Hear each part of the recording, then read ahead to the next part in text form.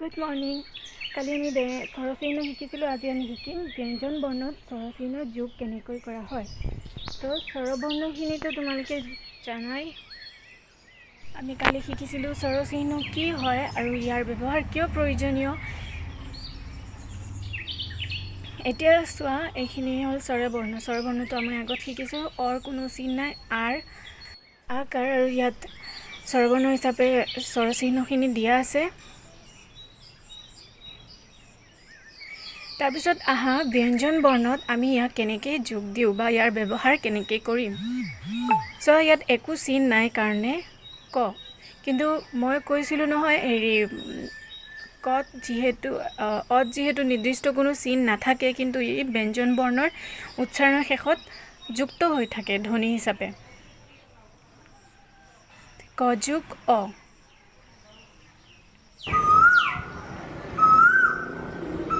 তোমালোকে বুজি নাপালে মোক আকৌ সুধিব পাৰিবা। তাৰপিছত ইয়াৰ সংযুক্ত ৰূপ হৈছে এই দুটা যোগ কৰি পেলাই আমি কি ৰূপ পাওঁ সেইটো। সংযুক্ত ৰূপটো হ'ল ক, কাৰণ ইয়াত কোনো চিন নাই। ক যোগ অ কয়েই হ'ব।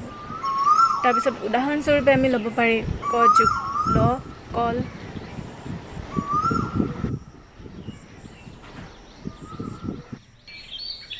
কল। তাৰপিছত কলম, ক ল। চ' মই ইয়াত আকাৰ ইকাৰ একো দিয়া নাই, কাৰণ ইয়াত যুক্ত হৈ আছে, কিন্তু ইয়াত কোনো চিন নাই। তাৰপিছত আহা আলৈ আকাৰ। তো ইয়াত ব্যঞ্জন বৰ্ণত ইয়াৰ ব্যৱহাৰ কেনেকৈ হ'ব আমি চাই লওঁ। ক যোগ, প্ৰথমতে আমি ক লিখিম। যিকোনো এটা ব্যঞ্জন বৰ্ণত তোমালোকে ধৰিব পাৰিবা। ইয়াত মই ক ধৰিছোঁ। ক যোগ আকাৰ। তাৰপিছত আমি চাম এইখিনি সংযুক্ত ৰূপ মই আগতে কৈছিলোঁ যে যি দুটা আমি যোগ কৰিম, যেনেকৈ ক যোগ অ যোগ কৰিছিলোঁ, ক যোগ আকাৰ, তাৰ ক আৰু আকাৰটো মিলি পেলাই কি ৰূপ হ'ব সেইটো। কত আকাৰ কা, কাৰণ আ উচ্চাৰণ কৰিব লাগে। আমিতো ডাইৰেক্ট আ ক'ব নোৱাৰোঁ। আমি কৰ লগত আকাৰ লগালে ইয়াৰ উচ্চাৰণ কা হ'ব। কত আকাৰ কা। উদাহৰণস্বৰূপে লৈ লোৱা কত আকাৰ কা ম কাম। যেনেকৈ কত আকাৰ কা গ জ কাগজ।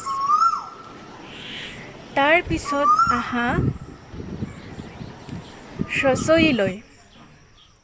হ্ৰস্বইৰ চিন হৈছে ই কাৰ। ব্যঞ্জন বৰ্ণত ইয়াৰ যোগ তেনেকৈ হ'ব যেনেকৈ আগৰ দুটাত মিলাইছিলোঁ। যিকোনো ব্যঞ্জন বৰ্ণ ধৰি ল'বা, কিন্তু মই ইয়াত ক ধৰিছোঁ। কত ই কাৰ। সংযুক্ত ৰূপটো হ'ব কি, ক আৰু ইকাৰ যোগ হৈ পেলাই কি ৰূপ হ'ব।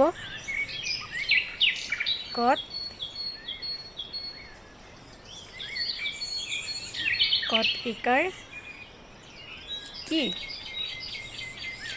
উদাহৰণস্বৰূপে আমি লৈ লওঁ কিতাপ। কক আমি কি বনাইছোঁ কেনেকৈ, কত ইকাৰ কি তত আকাৰ তা প কিতাপ। তোমালোকে আৰু এটা উদাহৰণ দিব পাৰিবা মিঠা। মত ইকাৰ মি তত থত আকাৰ ঠা মিঠা।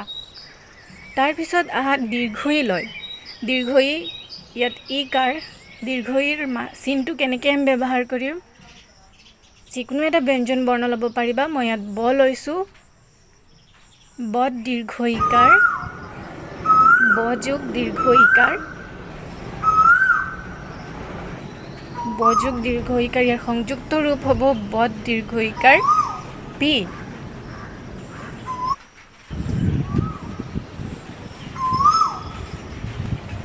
উদাহৰণস্বৰূপে ল'ব পাৰি আমি পদ দীৰ্ঘ ইকাৰ বি। বক আমি বি কেনেকৈ বনাইছোঁ, বদ দীৰ্ঘ ইকাৰ বি জ বীজ। তাৰপিছত আৰু এটা ল'ব পাৰা বদ দীৰ্ঘ ইকাৰ বি বৰ্গীয়া যত আকাৰ যা মূৰ্ধন্য নত উকাৰ নু বীজাণু।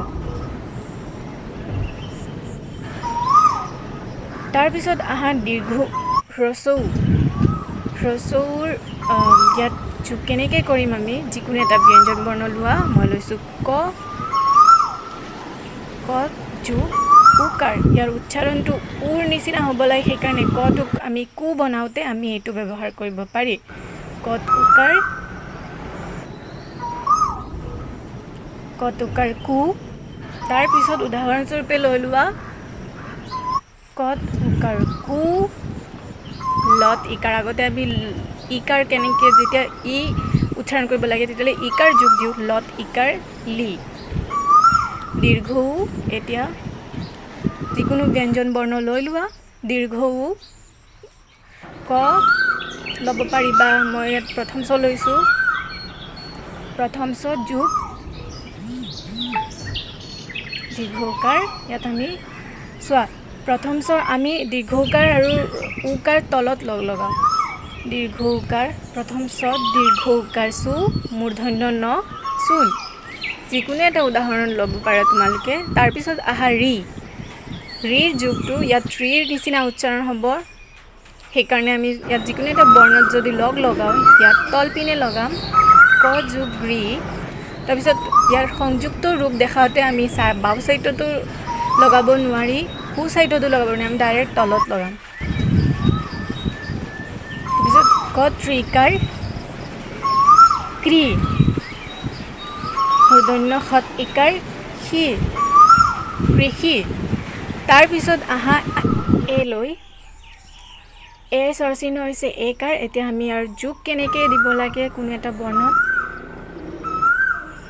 যিকোনো এটা বৰ্ণ লৈ লোৱা মই খ লৈছোঁ খ যোগ একাৰ তেতিয়াহ'লে ইয়াৰ সংযুক্ত ৰূপটো কি হ'ব সংযুক্ত ৰূপ মই আগতো কৈছোঁ যে দুয়োটাত যোগ দি পেলাই আমি যি ৰূপ পাম সেইটো সংযুক্ত ৰূপ খত একাৰ সে ইয়াত উদাহৰণস্বৰূপে লৈ লোৱা খত একাৰ সে ল খেল তাৰপিছত আহা ঐলৈ ঐৰ স্বৰচিহ্ন হৈছে ঐকাৰ ইয়াক যিহেতু আমি যিকোনো এটা বৰ্ণক আমি ক ল'লে কৈ কেনেকৈ বনাম খ ল'লে হৈ কেনেকৈ বনাম তেতিয়া এই ঐটো লাগিব তে ইয়াত আমি লৈছোঁ ম যোগ ঐকাৰ আমি মক মই কেনেকৈ বনাম মত ঐকাৰ মই ইয়াত মই হৈছে চিৰিৰ নিচিনা আমি যোনটো ব্যৱহাৰ কৰোঁ তাৰপিছত আহা উ লৈ উৰ স্বৰচিহ্ন কেনেকৈ যোগ দিওঁ যিকোনো এটা বৰ্ণ লৈ লোৱা ক লৈছোঁ মই ক যোগ উকাৰ তাৰপিছত ইয়াত ব্যৱহাৰটো কেনেকৈ হ'ব কত উকাৰ কু কটো মই মাজত দিছোঁ তাৰপিছত ইয়াত উদাহৰণস্বৰূপে লৈ লোৱা কত উকাৰ কু দন্তীয়া ন যেতিয়া আমি কু বনাব লাগে তেতিয়াহ'লে উকাৰ ল'ব পাৰি তাৰপিছত আহা ঔ তে যিকোনো বৰ্ণ যেনেকৈ কৌ বনাব পাৰোঁ তেতিয়াহ'লে ঔকাৰ ব্যৱহাৰ কৰিম খৌ বনাবলৈ আমি ঔকাৰ ব্যৱহাৰ কৰিম ইয়াত মই ব্যৱহাৰ কৰিছোঁ ম যোগ ঔকাৰ মক মৌ বনাবলৈ মত ঔকাৰ মৌ উদাহৰণস্বৰূপে লৈ লোৱা মত ঔকাৰ মৌ তাৰপিছত মৌ মাখি মত ঔকাৰ মৌ মত আকাৰ মা খত ইকাৰ সি মাখি